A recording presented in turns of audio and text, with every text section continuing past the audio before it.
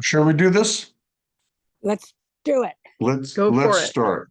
So welcome everyone to the first. It's always cool to be part of the first. This is a first in a series of monthly brown bag Zooms of informative presentations or Q&A sessions that are offered by Nature in My Backyard. And for those of you who I hope most folks logging on are familiar with this new initiative that's a collaboration between the Shaker Lakes Garden Club and the Audubon Society of Greater Cleveland and the Cuyahoga County Master Gardeners.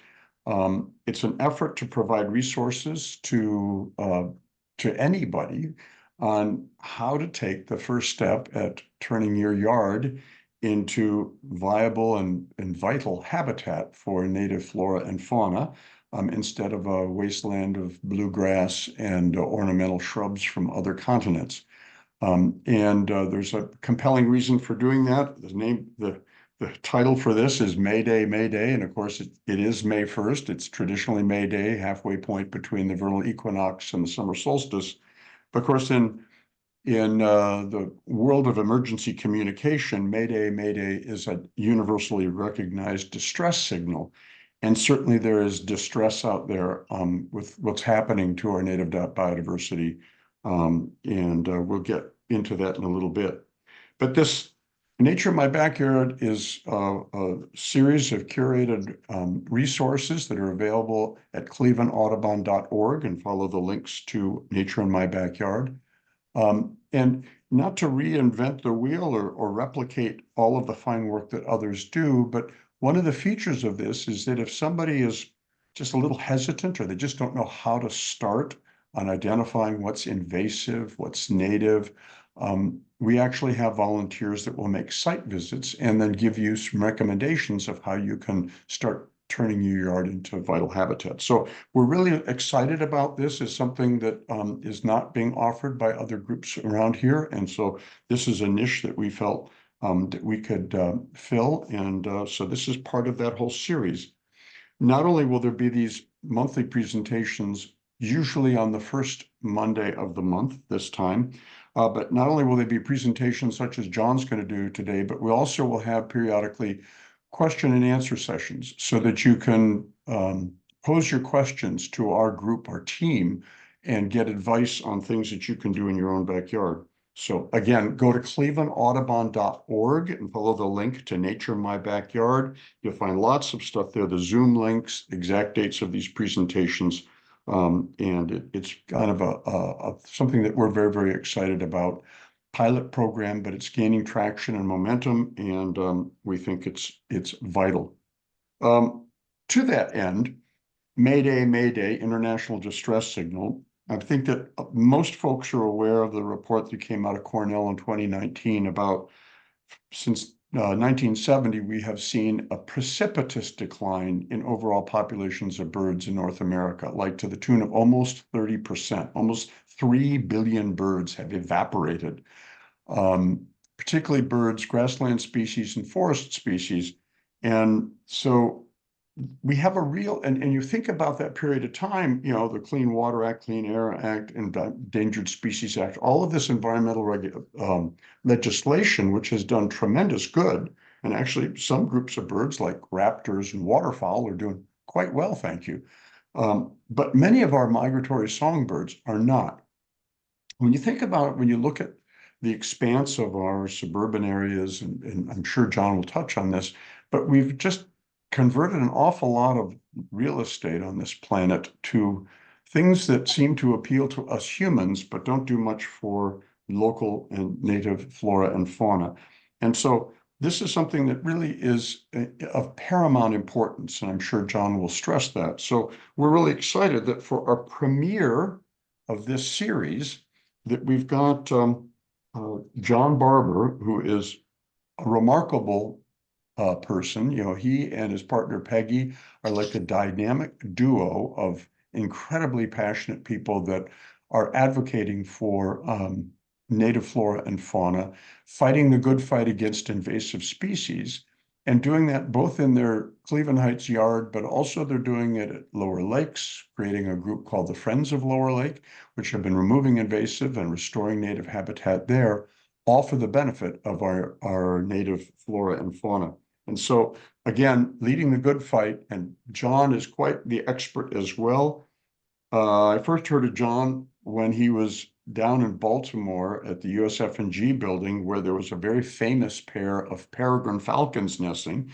And John ended up being sort of the overseer, caretaker, the minder of this very famous and one of the earliest nesting pairs of peregrine falcons in the eastern U.S. following the Cornell's Peregrine Fund and their efforts to bring them back.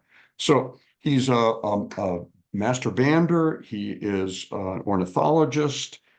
He's an extraordinary gardener. He is a font of natural history information. And we're really fortunate to have him in giving his presentation on Planting is for the Birds, a primer for your yard. And so before I turn it over to John, the housekeeping items is save your questions to the end of the presentation and put them in the chat. And please mute your microphones. And with that, I welcome John Barber with his presentation, Planting is for the Birds, a primer for your yard.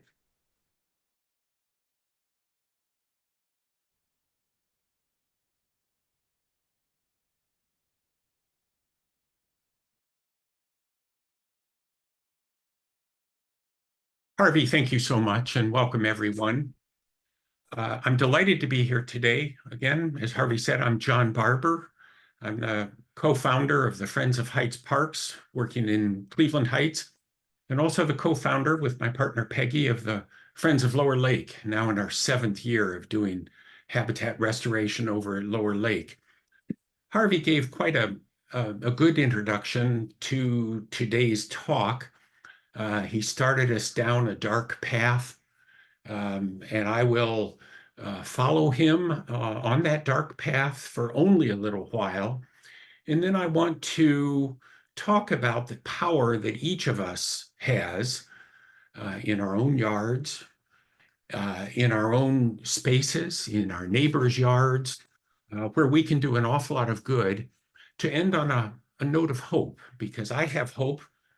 But this is a call to action, and it is a first in many, what I hope will be many in the program Nature in My Backyard. What we see right now is an enormous tidal wave of resources about native plants and enthusiasm for native plants, sales of native plants, and so on. And this is a great wave to ride. Doug Tallamy, the noted entomologist from the University of Delaware, published Bringing Nature Home, that formed sort of the foundation of this. And this movement now has caught fire. But it's a movement that to me is so important because in many respects, it's something that can be applied to a small backyard, a pot or two on a deck or balcony, guerrilla gardening in public spaces. There's so many ways to bring this into our lives. So walk with me for about 45 minutes as we go through some of the issues, some of the solutions for increasing the biodiversity that we do through our own gardens. We're going to get dark for a little while, and then we're going to come out and say, when the talk is over, let's all go out in the backyard, our own backyards, and get to work. So please come with me. As Harvey mentioned, and I think probably most of you have heard, birds have simply disappeared. I've been banding birds now for almost 50 years, and I feel this most keenly. I open mist nets and I catch far fewer birds than I used to. There is a commonality to the birds that are mostly in trouble. And around here, at least in Northeast Ohio and certainly in Cleveland Heights, the birds that we see so far fewer of are the insect-eating birds, primarily our migratory birds. And our migratory birds are roaring through right now, but far fewer of them than there used to be. So we're on the Mississippi Flyway. Welcome to the Mississippi Flyway. That comes up across the Gulf of Mexico and on into the purple area on the map on the left. It's a huge area. Birds gradually generally migrate through that area and come right through Northeast Ohio.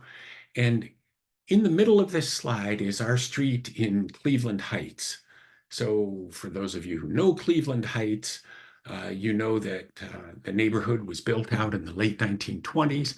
Our house is approaching its 100th birthday. When you look at this, you don't see a park. This is a very, very dense, old residential neighborhood. The lots are small, 50 by 200 feet. And I ask you, are you really going to talk about what we can do to turn this into a park or a parklands, a welcoming spot for birds? And the answer is a very enthusiastic yes, we can. There's so much that we can do in our own yards, in public spaces, and we need to do that, and we need to do it now. People ask me, are bird feeders the answer? Bird seed feeders the answer? And the answer is, well, the birds that in general, at least in Cleveland Heights, eat seeds off bird feeders. For the most part, those populations are doing well. Here we have a couple of male cardinals, some goldfinches, some house finches. Those populations are, for the most part, pretty stable. But over on the right side of the screen is a yellow warbler, a glorious yellow warbler, now making its way through our region. That yellow warbler isn't going to be happy eating seeds, and it's the warblers that are in trouble. So what do? In our own yards, we create a bird buffet, literally a bird buffet, by planting native plants. Because when birds aren't eating seeds, and so many of them don't, they're eating insects, they're eating fruit, and sometimes they're eating seeds. As a rule, most of our nesting birds feed their young insects, not seeds. So the commonality, the theme that I'm talking about here, is that probably the biggest thing that we can do in our own yards is make habitat that is welcoming to our native insects. And we can do that, and we have to do that, certainly during the nesting season.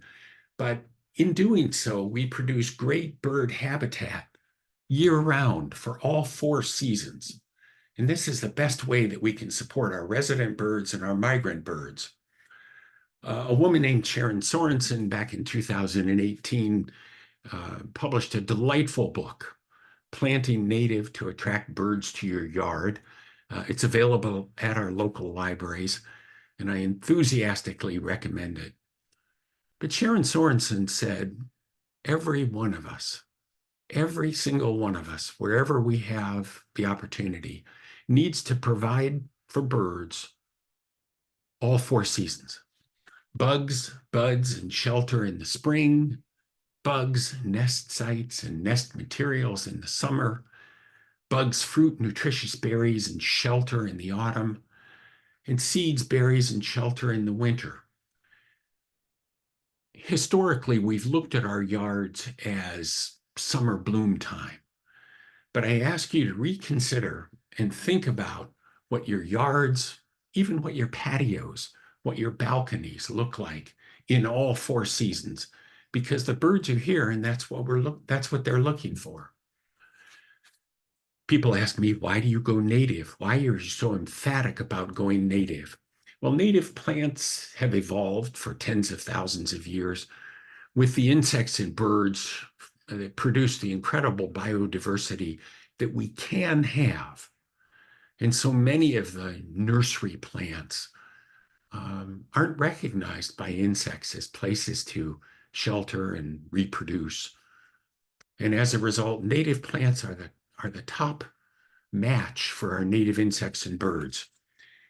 Many of our migratory birds eat mostly insects, and coming through our Mississippi flyway here, they refuel eating insects, and they don't refuel eating seeds. So for us to help them on their migratory path, we need them to refuel eating insects. Native plants are beautiful, beneficial, and resilient. I have some delightful slides that Peggy's put together just to show that. When we think about nesting birds, because I would like to see more of our native species nesting in my yard. So studies around the United States now are showing that habitats with greater than 75% native plants do have a higher nesting success. A marvelous study in Washington, D.C. of Carolina chickadees proved that out. Delightful little study. Native plant fruits are more nutritious for insects and birds than non-native plants. We'll talk a little bit about how I know that in some respects. That involves the accumulation of bird poop when I'm banding birds. That is truly evidence of a bird in the hand is worth two in the bush.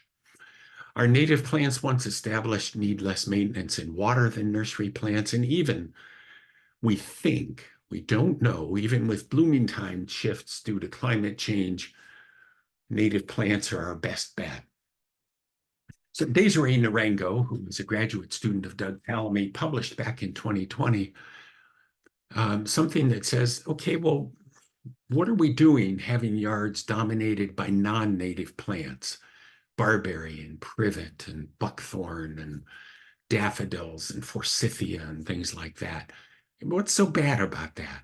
So when yards are dominated by non-native plants, less than where the non-native plants are more than 75% of the biomass, 75% fewer caterpillars are produced. Wow. 60% less likely to have nesting chickadees in this Washington, D.C. studies. The nest contained fewer eggs on average. Clutches were less likely to survive.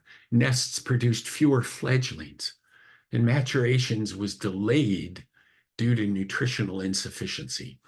So this is the impact of having dominant non-native plants in our habitat, in our yards. It's not good if we want to see one of the reasons or one of the possible reasons for the drop-off in bird populations. This is definitely one of them. Well, what's missing from the admonition to help birds that I'm going to talk about? Well, it's bird feeders. Why is this? Well, bird feeders are for us. I delight in bird feeders. I run bird feeders during the winter. I love bird feeders. I love watching the birds at bird feeders, but they are for me and for Peggy. They don't really do that much to help birds. They certainly do help Amazon economics. If you look on Amazon, you see thousands of bird feeders available for sale, each one with their own unique characteristics. But bird feeding is really driven more by economics than by ecology. Seeds feed only a small subset of our yard birds, a very small subset of our yard birds. As I've mentioned before, 95% of nesting birds feed insects to their young. Nesting success is equal when feeding or not feeding with seeds. Some very dandy little studies were done over in England where they managed to have similar habitats with bird feeders in the winter and without bird feeders. And they found that winter survival really wasn't increased by seed feeding.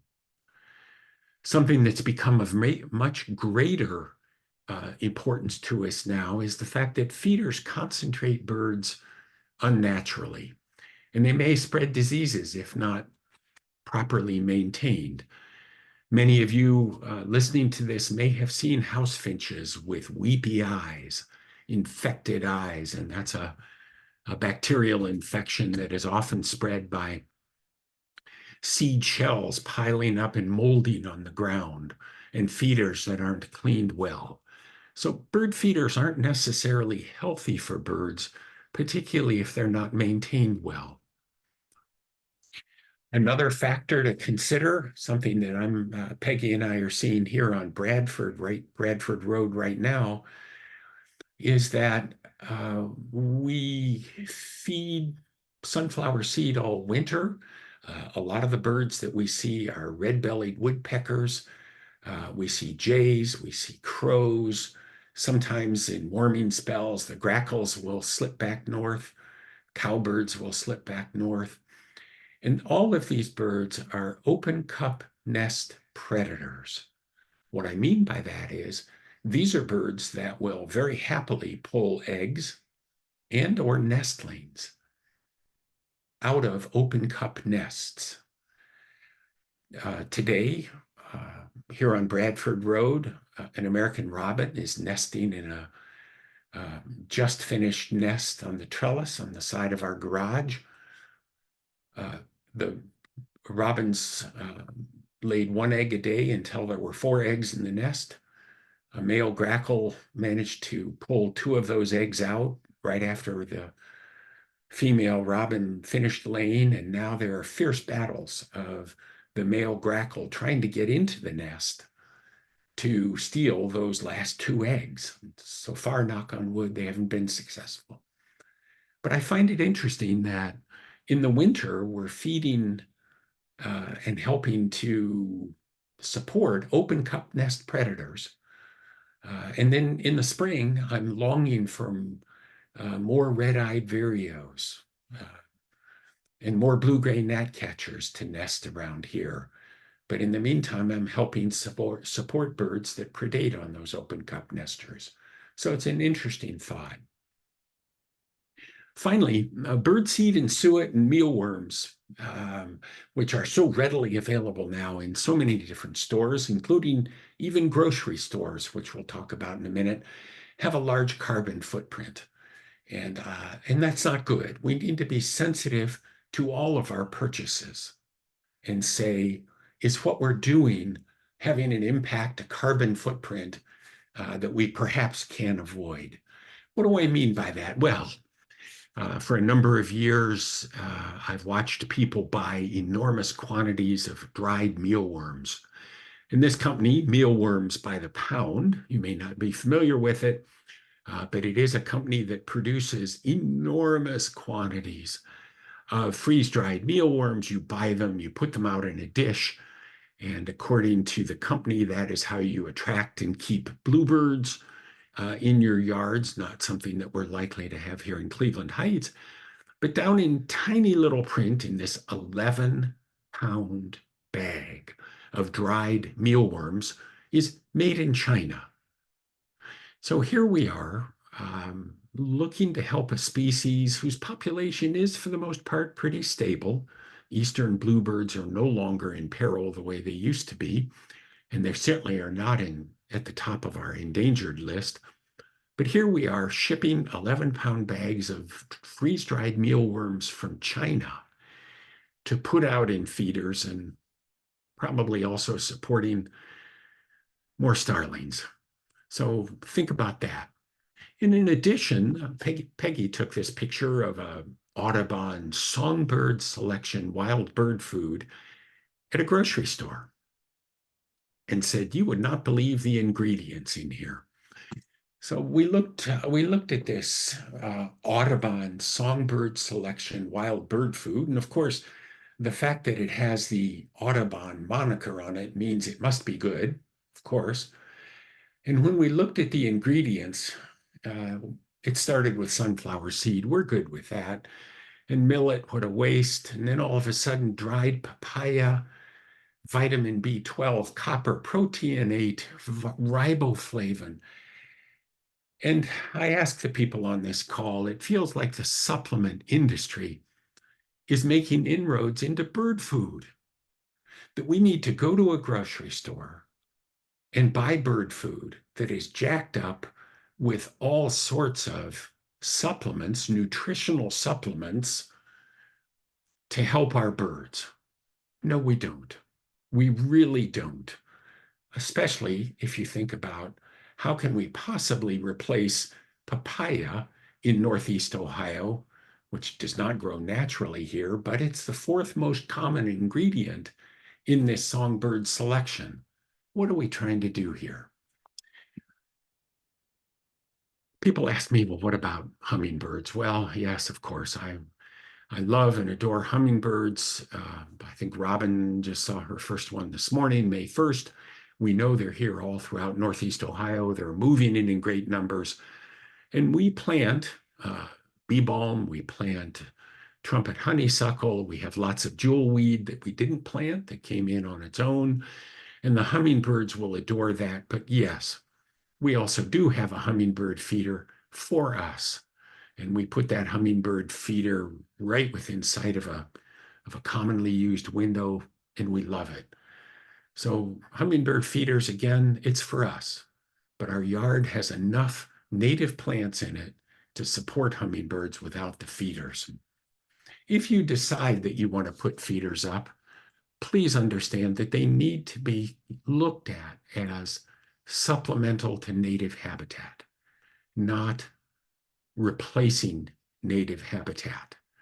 You want to provide high quality bird seed, not the cheap mix. Thistle is good, black oil sunflower, no milo or cracked corn.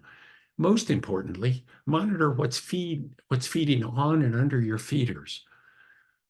In many cases, particularly in the older suburbs, your bird feeders, if you don't keep them clean underneath, not only will get moldy, but they'll also attract brown rats. We don't want to encourage that, of course. So clean under the feeders regularly, clean the feeders regularly, and enjoy them for what they're worth. To help bird populations, there really are some very, very simple tenets that I ask you to act upon. Go native. Plant a wide variety of native trees, shrubs, grasses, sedges, ferns, and perennials. There's an incredibly wide selection of native plants to choose from. Provide clean and safe water. Away from cats. Never use insecticides or rodenticides. Never use insecticides or rodenticides. And don't use firms like Mosquito Joe that say they use some sort of organic insecticide to cut down on the mosquito population. It's a myth. And then finally, never permit cats outdoors and eliminate strays where you can. There is no benefit whatsoever to our native fauna to having cats outdoors, and serious threats to humans' health, which we can get to in the question and answer period. So again, just a quick review. What's the problem with our non-native plants? Many do not support native insects. This example here on the right side, on the top, we have English ivy. Very, very common, climbing everywhere, growing everywhere. It's non-native. You look at those leaves and the leaves are perfect. That's one of the reasons it was sold so widely. Nothing eats it. And a number of years ago, Peggy and I looked at this and said, oh, good, nothing's eating it. And then we had really a revelation that said, wait a minute, nothing's eating it, meaning that we're not supporting anything. And down below, the slide down below talks about wild ginger, our native, beautiful wild ginger, currently in bloom right now in our yard. And you can see that they're caterpillars eating the leaves, not destroying it, but eating the leaves. And so we do our happy dance here because we're supporting local insects. Many non-native plants have flowers and fruit of low or no nutritional value. They're junk food. The example I'll use, although I don't mean to do shaming about this, is forsythia. No nectar, no pollen. It supports no insects as homes. It might as well be plastic. And over at Lower Lake, we've had to take out enormous clumps of forsythia as they spread, pushing aside other species, native species. So forsythia and privet, other species like that are invasive, and they create monocultures, outcompeting our native plants. The emphasis here is that traditional nurseries, the nurseries that I grew up with, act on an economic model. I get that. They're in business, but it's not an ecological model. The one that I remember so well growing up in the 1950s was buy on Memorial Day, mulch, spray, and fertilize all summer, and discard on Labor Day, repeat next year, the year after, and so on. Well, what's wrong with this? Well, think about what happens here in Northeast Ohio. If you buy on Memorial Day, most of our migratory birds have already moved through north to Canada to nest. Many of our local nesting birds were already feeding their young, and you haven't even put your plants in on Memorial Day. And then you spend the summer spraying and fertilizing them. And on Labor Day, when you have that one extra holiday, you tear up all your annuals, put them in the compost pile or throw them away or whatever. And Labor Day is about the time that our migrants start moving south again. And you've cleaned up your garden, you've pulled everything out of your garden.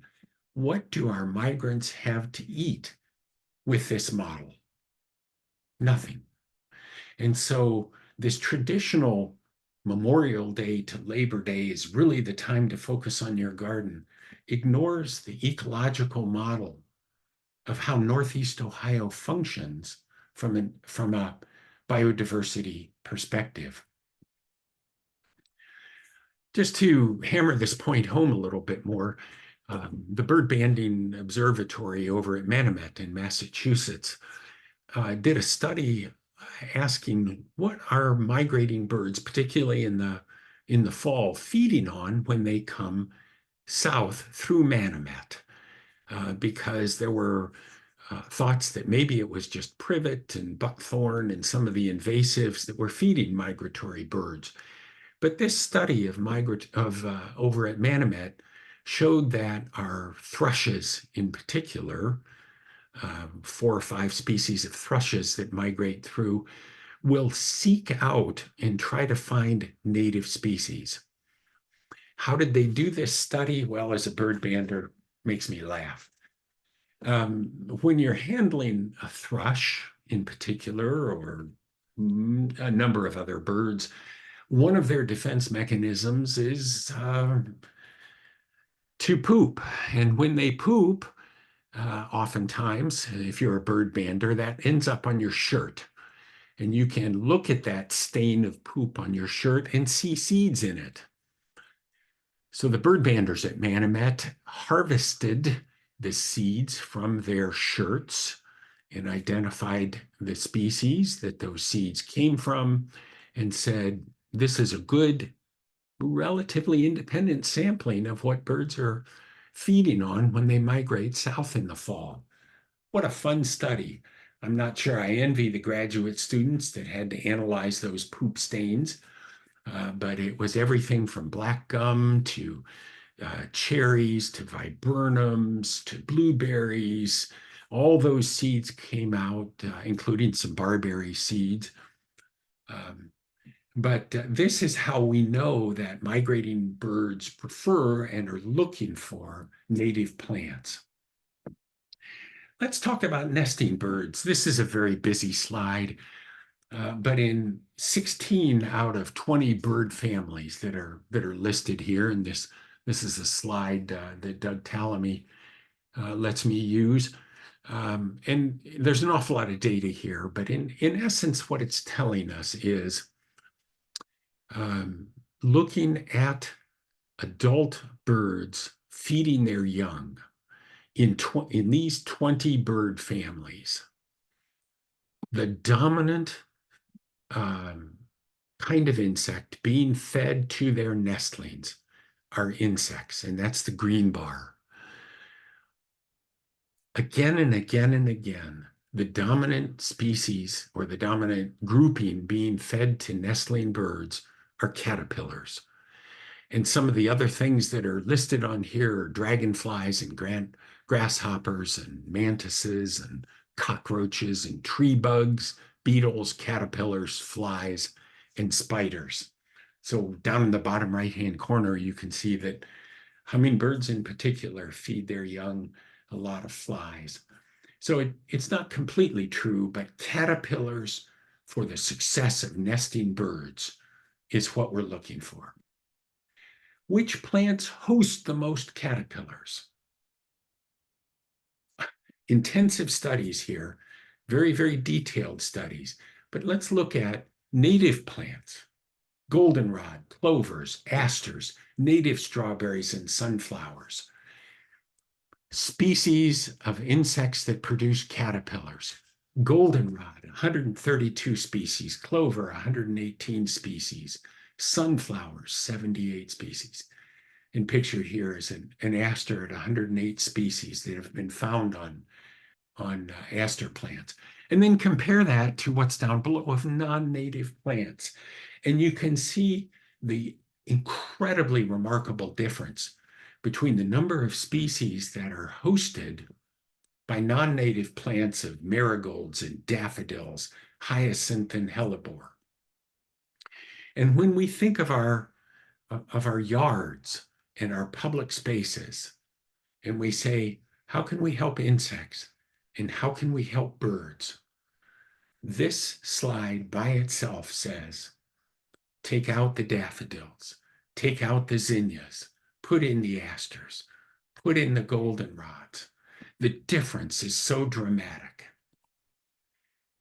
Shrubs, because we talk about shrubs, and we don't give shrubs enough credit. But again, this same pattern emerges. We want to plant dogwoods and viburnums and witch hazels and the beautiful ninebarks. And plant by plant, take out our barberry and our buckthorn and our buddleia and our forsythia, because they host so few species of insects that produce caterpillars that will feed migrating birds and that will feed nesting, that nesting birds can feed their young.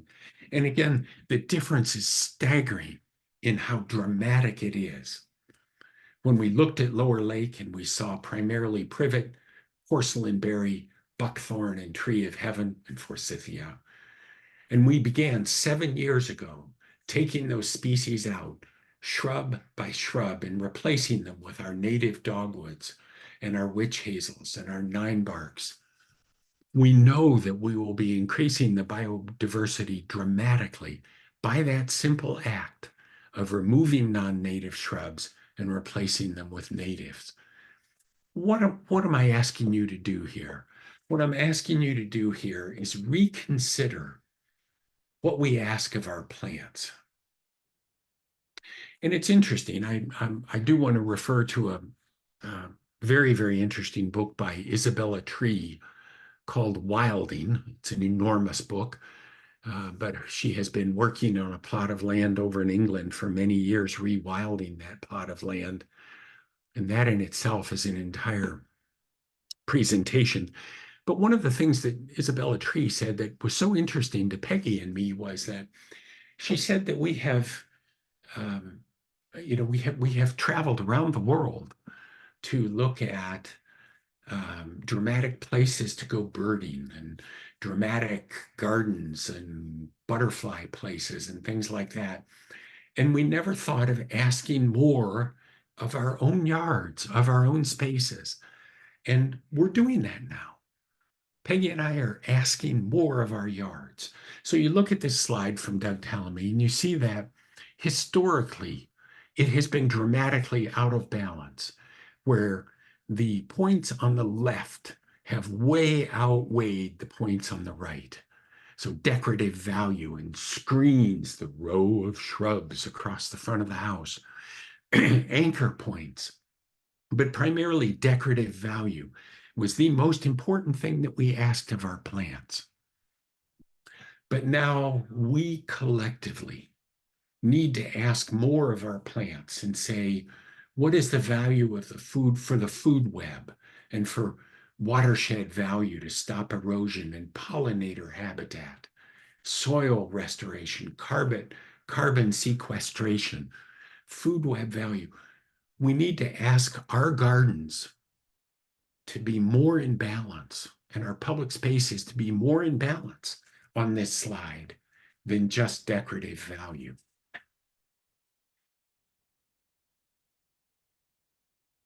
We do that by constructing 5-layer native habitats in our own yards. We plant trees for canopy. This is best for our children and grandchildren. But we plant those trees now. We plant understory trees. Some of our favorites, dogwood, pawpaw, sassafras, hawthorns, although that's a little iffy. But we plant understory trees now as well. We plant lots and lots of shrubs, and we mass them together to produce thickets, to not only produce great places for insects and caterpillars, but also to hide birds, a safe place for catbirds to nest. We plant perennials when we mass those in clumps. It's not one plant here and one plant there. Sedges and ferns and grasses. Out come turf grass, and in goes masses of native plants. And then finally, the one that is sometimes hardest for people is we want leaf litter, we want logs, we want patches of bare earth. And this is so very important. And it is hard because cities try to mandate an aesthetic that is mown and trimmed and blown and perfect, quote unquote, perfect. And that's so sterile. I refer to logs where we simply, Peggy and I will, when we see trees being taken down in our neighborhood, we'll go ask for a log and simply drop it in the garden and just let it rot away in there. And we'll leave patches of bare earth because you cannot measure the success of a pollinator garden by seeing how many European honeybees you have. That's just an agricultural commodity. The patches of bare earth are places where our native bees can nest and reproduce and hide in the leaf litter. So construct a 5-layer native habitat in your yard. And if all you have is a patio or if all you have is a balcony, you can still put pots out there and at least have perennials and some leaf litter in that pot. One of the things that so much research is emerging on now is that there are things called keystone species. This is not without controversy, but I think there's a lot of merit to it, where we want to start with keystone species when we plant. The oaks, the cherries, the willows, the birches, the goldenrods, asters, and sunflowers. These are species that punch well above their weight in the number of caterpillar producing insects that can be hosted by these species. So plant these keystone species first. Gardens with native plants are beautiful, beneficial, and resilient. And these are all photographs that were taken in our yard, which 7 years ago was mostly privet, English ivy, and turf grass. And this is now our backyard and our front yard. You probably recognize a lot of these species. We're delighted to have these species growing in our yard. We've given our lawnmower away to the letter carrier. So this is a different talk than a talk that says, put up as many bird feeders as you can. It's about planting. Planting is for the birds. Use habitat as your bird feeder. Habitat as your bird feeder. A wide variety of native plants do this now. Now, traditional what to plant for birds usually focuses only on producing berries. And many of these lists of what to plant for birds, particularly the older ones, make recommendations for plants that are now considered invasive, like pyracantha or firethorn, I guess is another name for it. So plant a wide variety. Leave the leaves, leave the logs, flower stalks, the seed heads. We're trying to produce 4-season, complex, multi-layered habitat in our own yard, in each of our own yards. There is a high ecological value in a little messiness. We want people to understand that. So let's go back a minute, because why am I talking about all this in terms of our small 50 by 200 foot suburban yard? So up in the upper left-hand corner, there it is, 1927 house surrounded by other 1927 houses with not much native habitat yet. We're trying to convert neighbors. 60 species of birds have been banded. So I've been banding with a mist net and traps in our yard now, going into the 7th year. 60 species of birds, 20 species of warblers in our backyard. And you may say, well, it does appear that you may have cherry-picked some of the less usual birds, or maybe the more colorful birds. Guilty as charged. That is the case. But I put this slide in here because the birds are here coming through, particularly during migration, in the spring, in the fall, looking to refuel.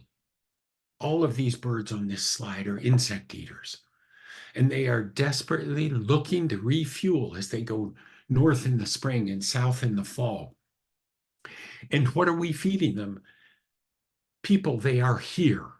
They are in our yards. They are coming through our yards, and they are hungry.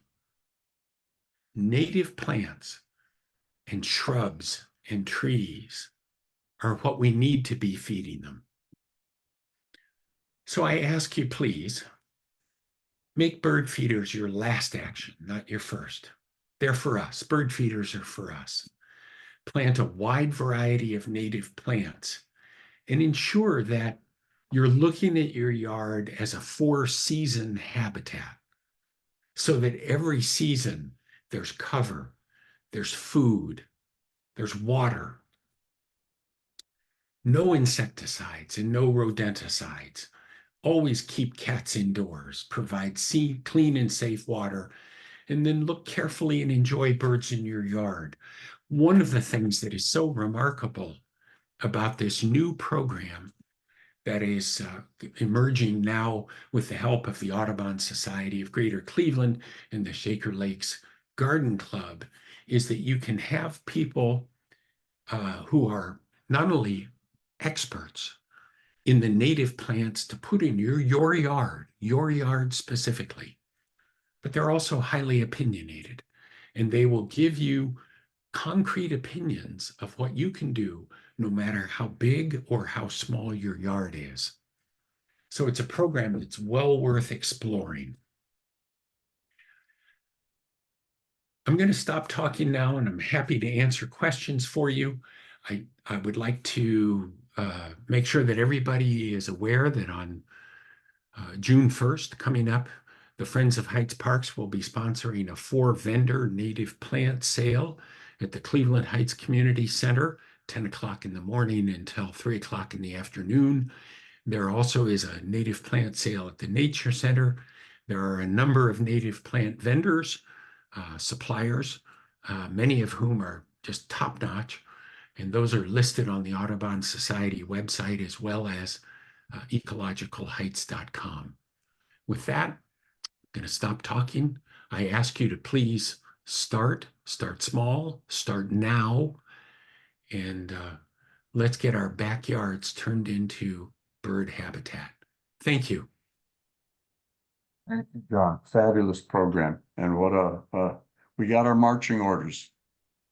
And you are right, you started on a depressing note, which I passed off to you, but your message is one full of hope, and the whole idea that it starts with each and every one of us, as I like to say, it's do what you can where you are with what you've got. And if you do that and all your neighbors do that, as you point out, collectively, what looks like a highly developed suburban area can actually turn into high quality wildlife habitat. So I didn't see any questions in the chat. If people are unmuted, if you have a question, go ahead and fire away. There's a few of us here. I think that we can pull that off. I have a question, Harvey. This is Catherine. John, I have a question about mulch and covering the ground. And I know that while your yard was in transition, you and Peggy have used wood chips. And they're readily available around the Cleveland Heights, Shaker Heights area. We could also use leaves if my yard is smaller than your yard. What do you have any thoughts about that? Because I know covering all the ground is problematic. Catherine, thank you. Yes. The best ground cover that we can use, particularly for woodland gardens, are the leaves that fall from the trees above those woodland gardens. And so bringing in wood chips is an artificial, temporary thing. The wood chips that we brought in have long since rotted away, and we are quite happy to use the leaves that fall from the trees around us. We steal leaves from neighbors' leaf piles. We are known as the leaf rustlers of Bradford Road. And so for woodland gardens, which is the bulk of our backyard, we leave the leaves. We don't grind them up. We did that for a while, and then realized that we were hearing, as we were grinding those leaves, we were hearing the screams of insect eggs being ground up, and as a result, we've stopped that practice. And now we simply let the leaves lie where they fall, and they do decompose, and particularly the spring ephemerals at this time of year make their way through the leaf litter with no problem. And we also have the absolutely delightful sight of rufous-sided towhees and robins and grackles in large numbers tossing leaves in the leaf litter up in the air to show insects. And that is a sight to behold. It actually leaves us laughing. On the front yard, which is a much sunnier garden, we only use wood chips for the paths. We have a lot more bare soil there. And in sunlit, sunny gardens, the things that people call prairies, although we don't historically have a lot of prairies here in Northeast Ohio, we will clean off the fallen leaves and dump them in the backyard in late spring because some of the plants in the front yard don't do very well under a heavy leaf litter because historically, and I mean long ago, whatever ground cover there was would either be blown off or burned off. And so far, Cleveland Heights has not been receptive to controlled burnings on Bradford Road. We haven't tried that. So every situation's a little different, but for the most part, wood chips we think are best for paths, and leaf litter in the garden beds themselves, and then making sure that we do have exposed soil for our native bees. Thanks.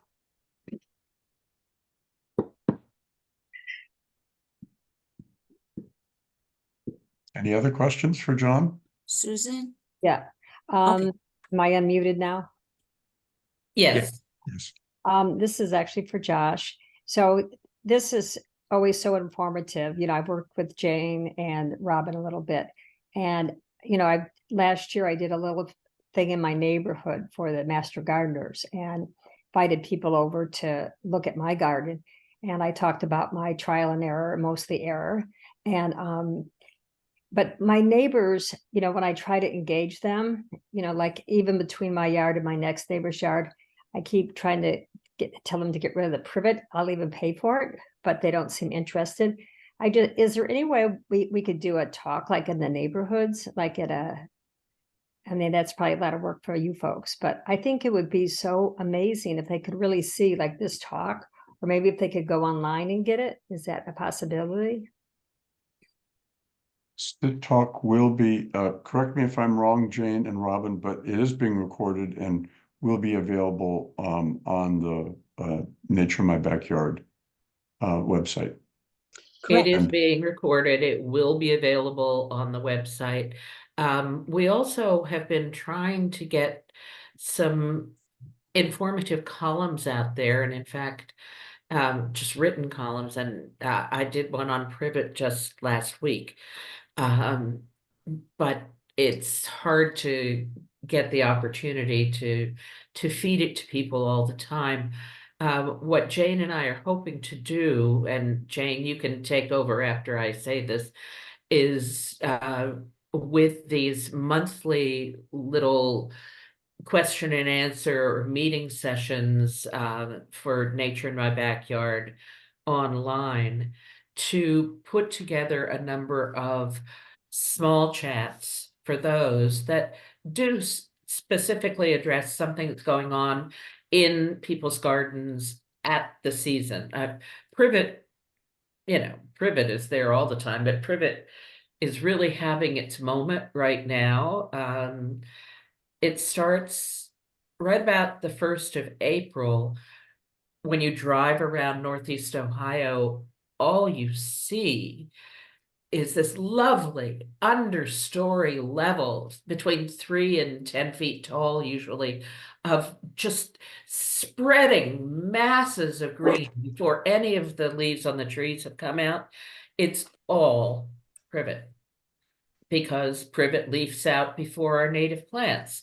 One of the reasons that our native plants don't compete well with it, because the privet shades out anywhere that they could be growing in the natural woodlands. Privet is one of the most successful invaders that we have. And so for me, you just hit a hot button with privet. But we do have to get that word out. Starting in 2027, it will be illegal to sell, to buy, or to propagate privet in Ohio. That's how seriously the state of Ohio is taking it. So Jane. what I would add to address what Susan asked is inspiring people to individual action is always difficult. And maybe that would be worth on one of these monthly sessions to just address that specifically. And it just is, it's partially sales and it's partially peer pressure, but it's, you just set an example in your own life, and the ball is rolling. As John pointed out in his presentation, this is all gaining momentum. And for privet specifically, it is such a good screening plant that when people don't know what to replace it with or don't have access to what they would replace it with, that's going to be quick growing and fill the bill right away. It's difficult, but now we're continuing to get more and more access, and we're gaining traction in every way. But I think that would be a great topic, just how to inspire individual action. Thanks. And then while you're at it, Susan, we got to think about, in the fall, I think, is when this really hits people. Burning bush, same problem. Got to get rid of burning bush. But we have to provide the alternatives. We need to make it clear to people what is out there.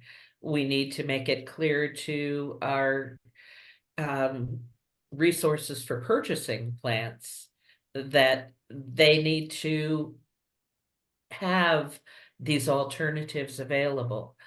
On our website, we have a number of native nurseries listed that are specifically selling only native plants, but we need to get to the more commercial places, the bigger places, and say, this is where you need to put your emphasis. This is what people are becoming more interested in. This is why.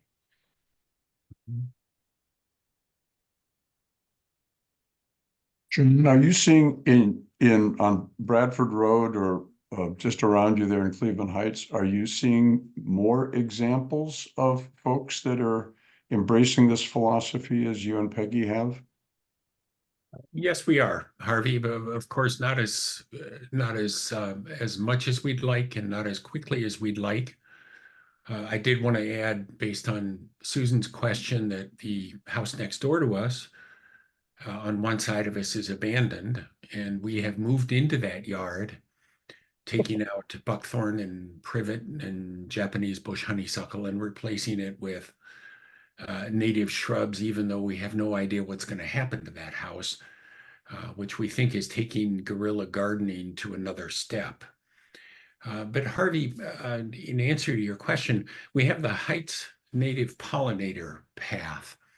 And that is now well over 100 homes on the map, and more than 100 homes, because not everybody has put their gardens up on a map, where anything from a 3x3 garden on the tree lawn all the way to an all-native yard has been, it's a program that Peggy started and has been maintaining a Facebook following of over 1,000 fans.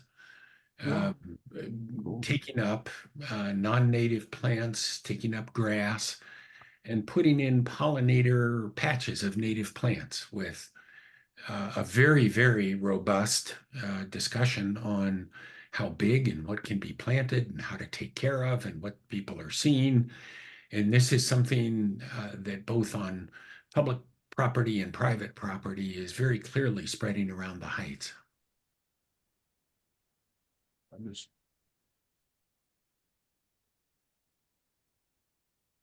Any other questions? John, thank you. A brilliant program, inspiring program. We all have work to do. And I hope that for those who are just tuning in to find out about nature in my backyard, that you'll take John's message to heart and do something and start today, and follow these monthly presentations. Check out the website at clevelandaudubon.org. And if again you want someone to come to your yard, that's a service that we're going to be offering and providing. So thank you, John. Thanks, Robin, for hosting this, and thank you all for attending. Thank you, Harvey. Thank Harvey. you, John. Harvey, Thank you, Robin. John. Jane, Robin. Bye-bye. Bye-bye.